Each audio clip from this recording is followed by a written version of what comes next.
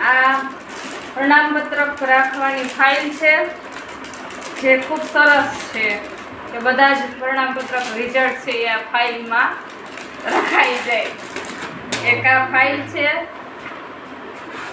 આ tiffin box છે જે એના ખાના પણ આપેલા છે. 2 ખાનાવાળું ટિફિન બોક્સ છે.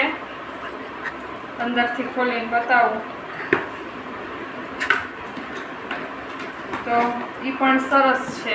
અંદરથી નહીં પણ ચમચી પણ સાથે આપેલી છે અને સરસ છે. ટિફિન બોક્સ છે.